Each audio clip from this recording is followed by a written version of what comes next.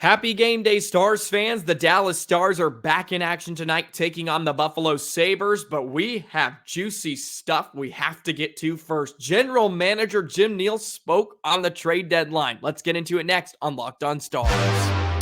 Your Locked On Stars, your daily podcast on the Dallas Stars.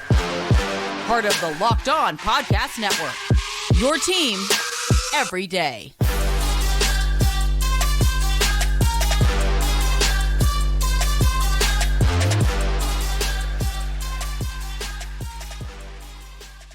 Howdy, Stars fans, and welcome back to another episode of Locked On Stars, part of the Locked On Podcast Network, your team every single day. It's a pleasure to be with you. I'm Joey Erickson, former producer of 105 Through the Fan and play-by-play voice of the Chippewa Steel. Please be sure to subscribe. We are free and available wherever you get your podcast and on YouTube. And as always, thank you so much for making us a part of your day and making us your first listen. Stars hockey returns tonight. The Dallas Stars on the road taking on the Buffalo Sabres, a front end of a back-to-back tomorrow on Wednesday.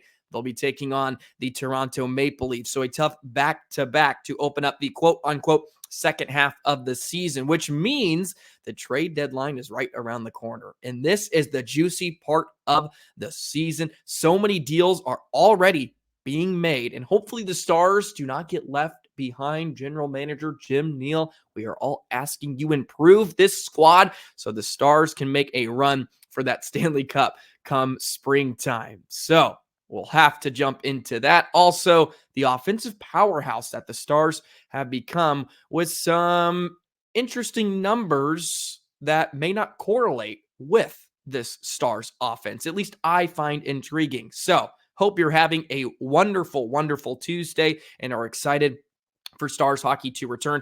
I certainly am. Today's episode is brought to you by Sleeper. Download the Sleeper app and use promo code LOCKEDONNHL to get up to $100 match on your first deposit. Terms and conditions apply.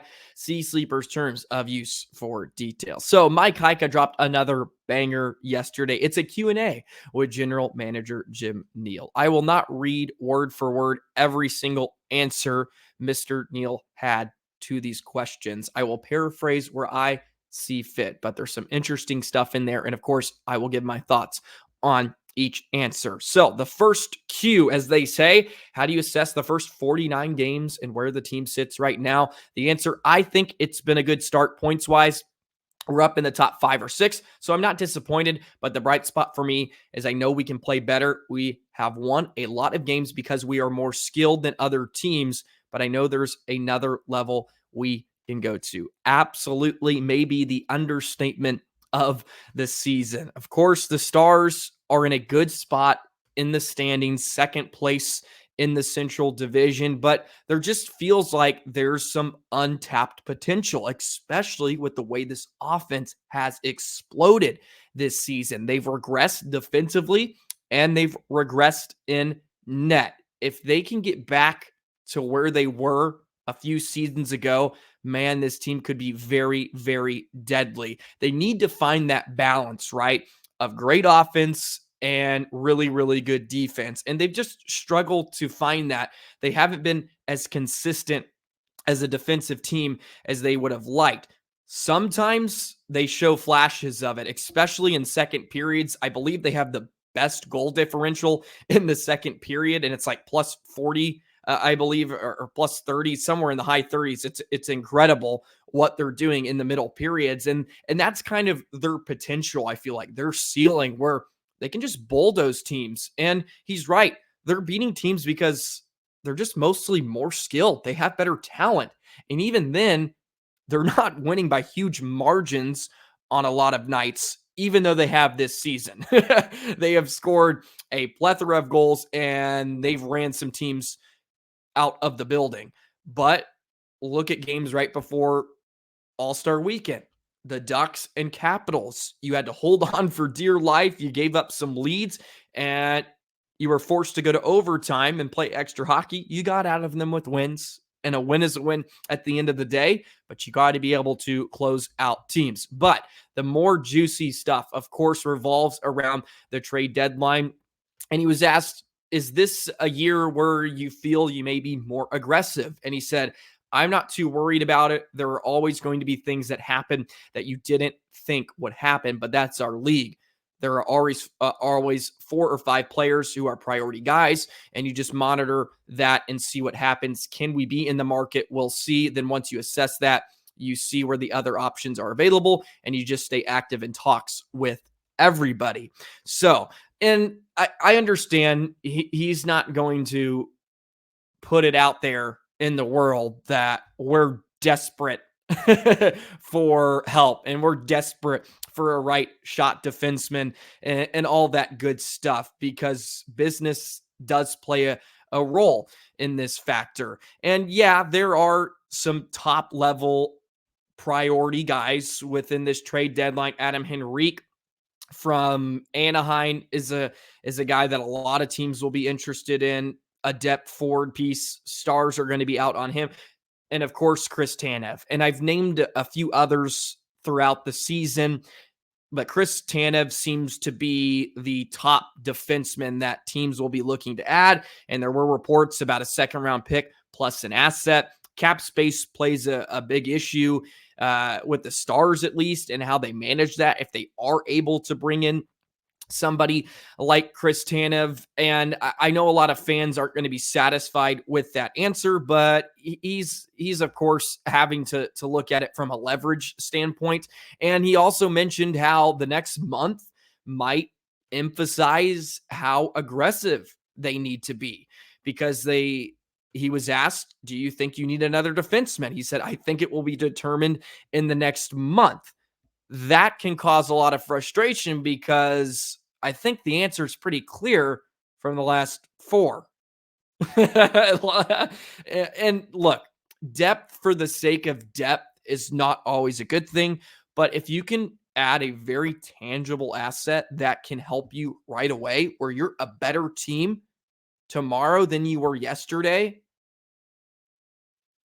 there's no reason why you should not be pulling the trigger on a certain deal like that. And of course, there are stipulations with picks and prospects. You don't want to give up too much, but the Stars window is right there. And I always understand you're thinking about the future and long term, but you may never have an offense like this again. You may never have an offense that is firing on all cylinders, scoring close to 4 goals a game, because who knows what's going to happen with Matt Duchene.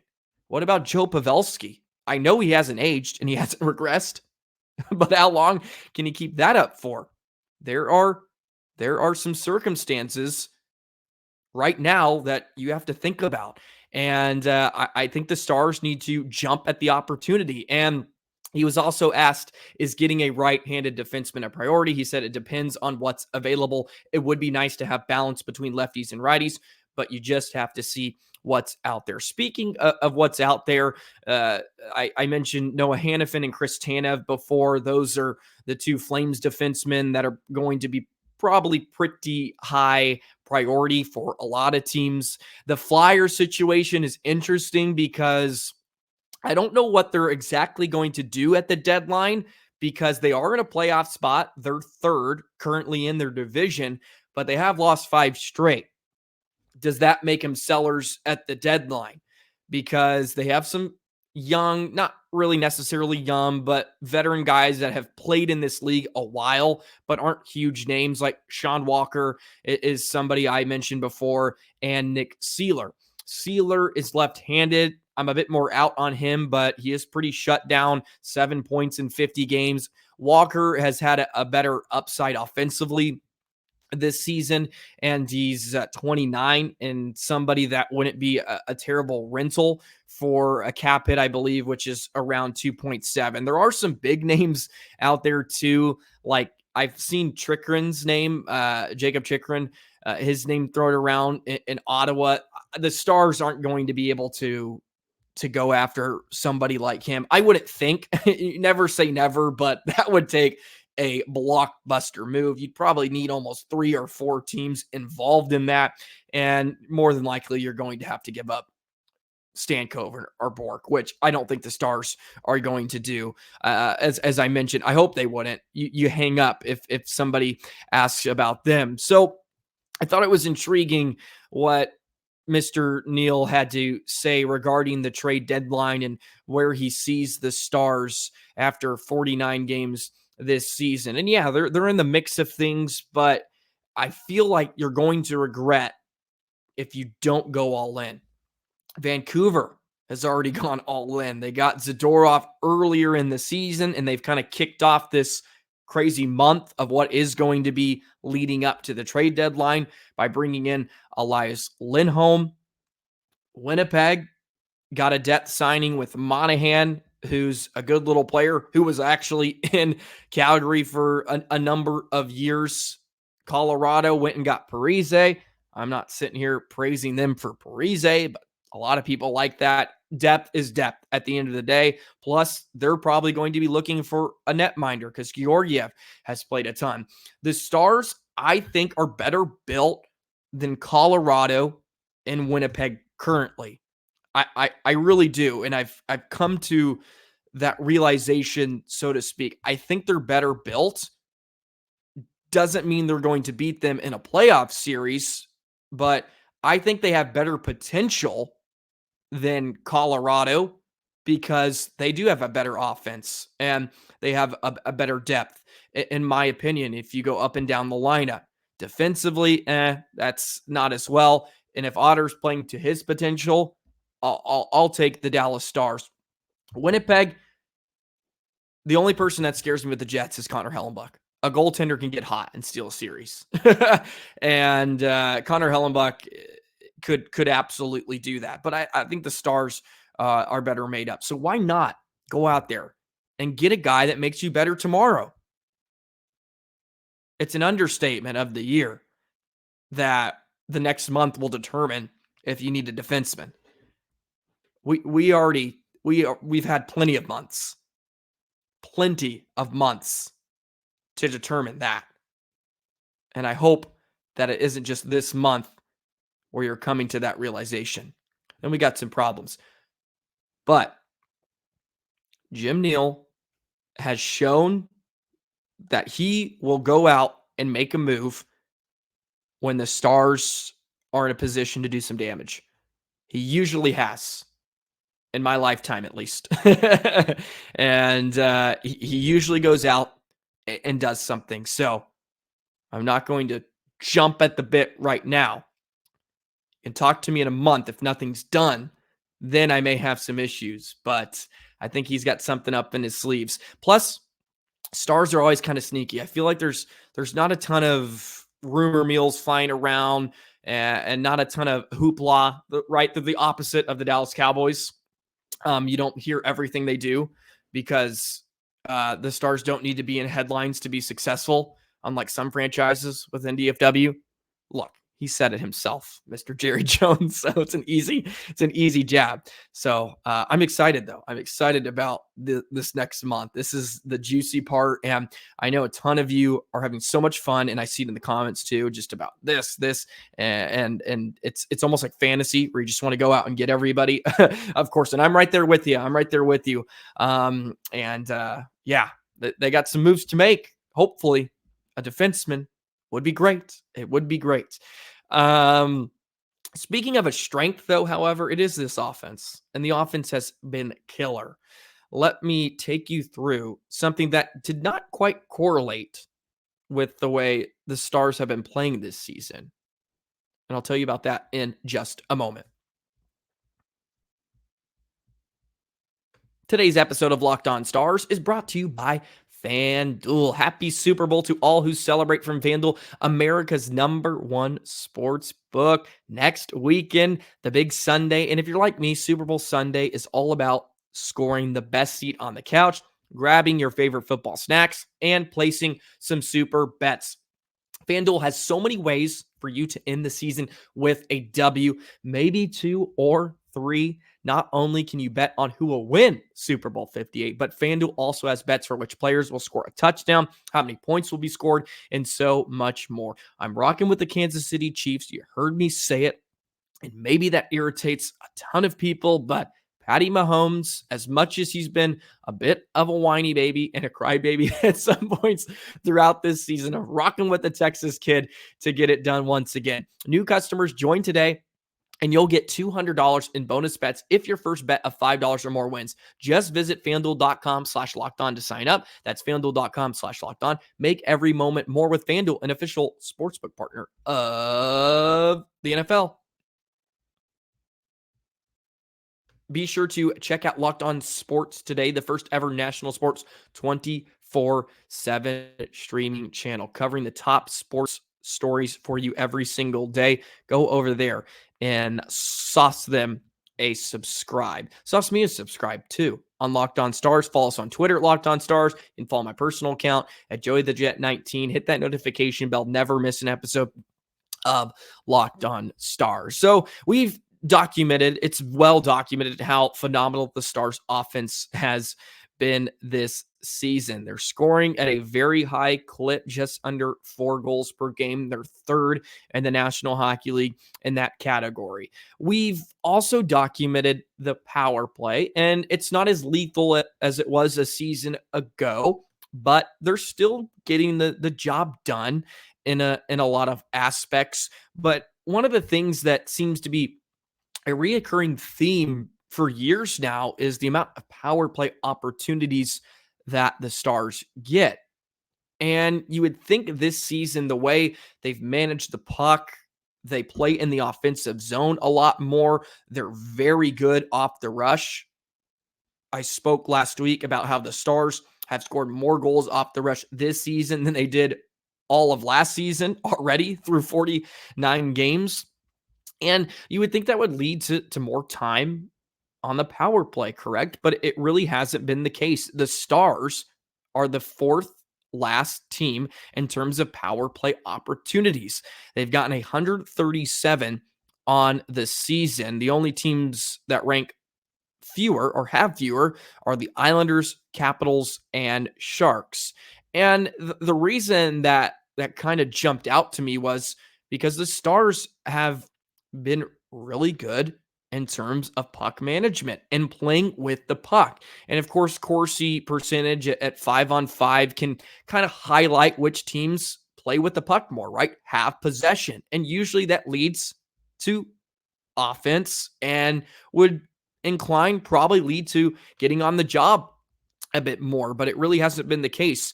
The Stars are 6th in the National Hockey League in terms of Corsi at 5-on-5 percentage, 53.1. And the teams above them, New Jersey, Edmonton, Los Angeles, Florida, and Carolina, all rank above them in power play opportunities as well. Albeit there's a few that are just above them, but you do have some right on the outside of the top 10.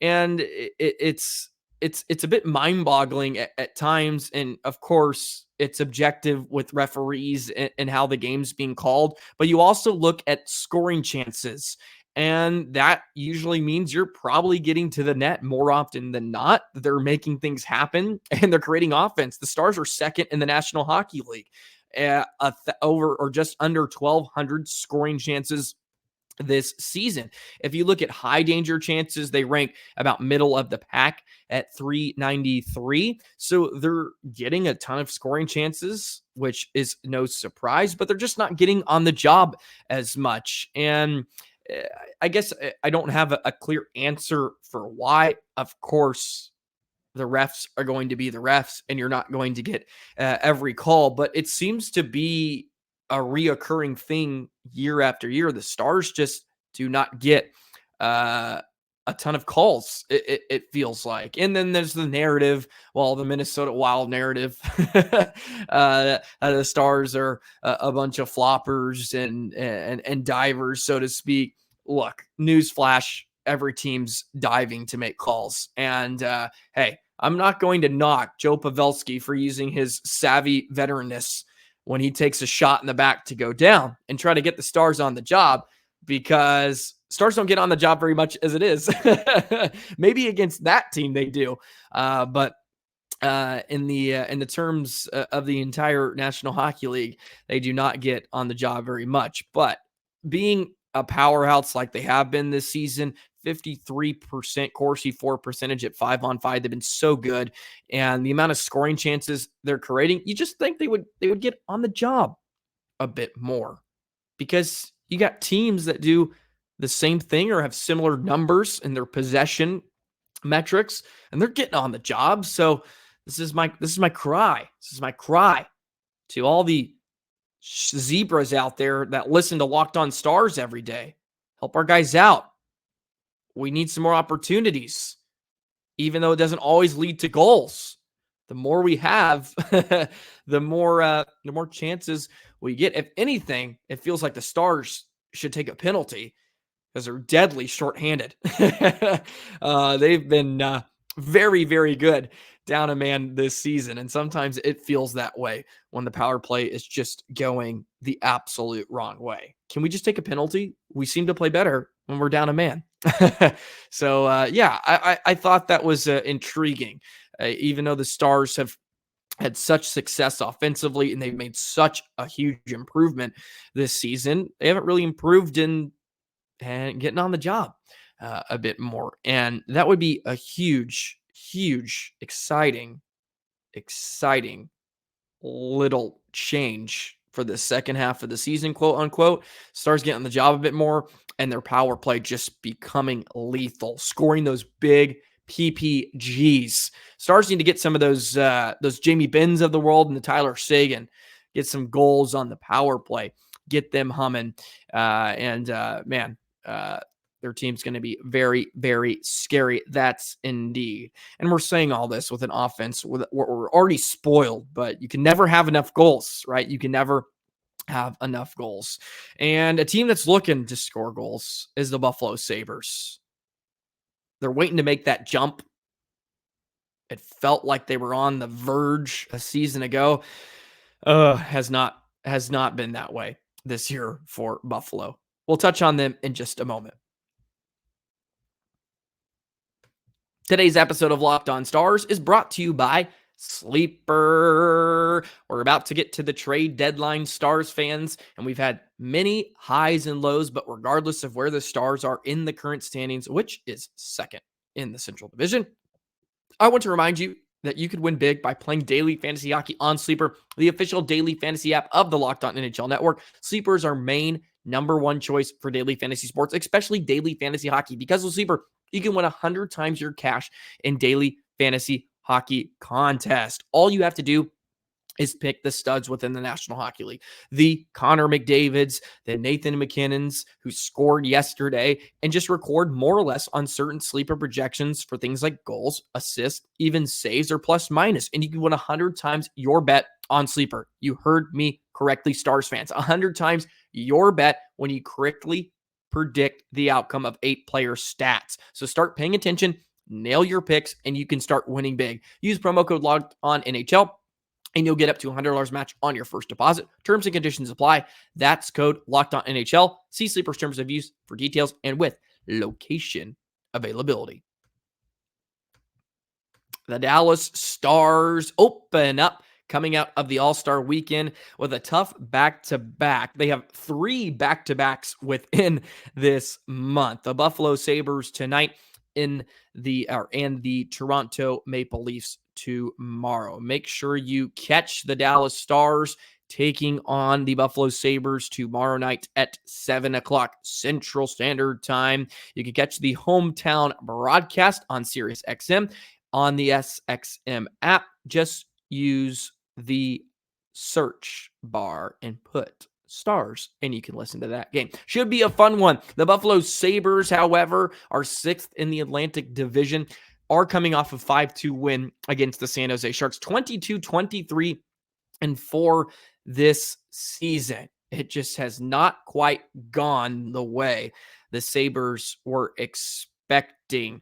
They had a stud netminder, I should say, coming out of the college ranks, and Devon Levi, who played at Northeastern. He came out last season and had a few starts and was marvelous. Has not gone quite to plan for him, so to speak, this season. Has a 9-7-2 record, 3.30 goals against average, and a save percentage of 91. They're kind of running that 3-goalie system, and they've really struggled to score this season.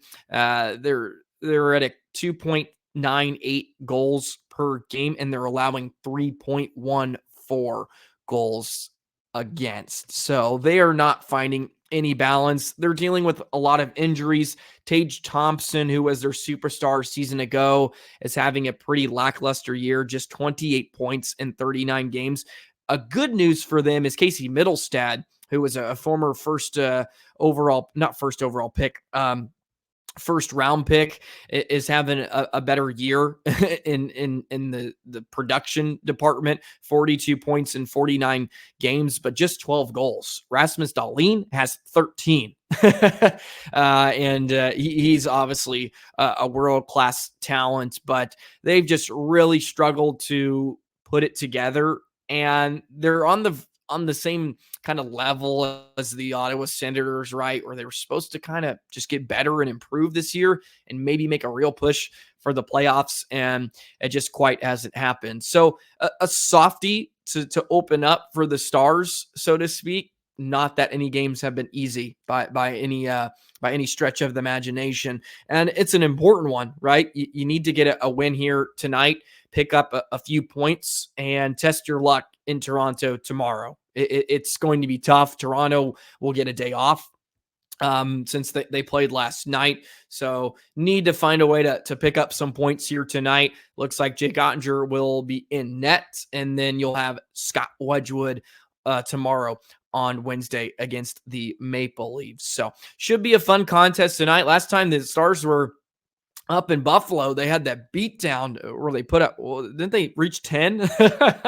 I think they put up 10. It was incredible what the Stars did in New York last time they were up there. So a great matchup, I think, for the Dallas Stars coming out of the All-Star break. And hopefully the Dallas Stars pick up a win. Would love to hear your thoughts on the matchup. Go ahead and throw those shooting star picks in the comment section as well. Always love to hear those. I'm going to go with Jake Ottinger today as a little just off the cuff. Okay. Shooting star option tonight. Jake Ottinger, feeling good about the All-Star. He's an All-Star champion, folks. If that doesn't mean anything to you, then you need to check yourself, because Jake Ottinger returns and I'll be in New York. I'm feeling some good stuff about the Otter tonight, shutting down the Buffalo Sabres. Hope you're having a wonderful Tuesday. Hope you're going to have a great day and enjoy some Stars hockey tonight. It has returned.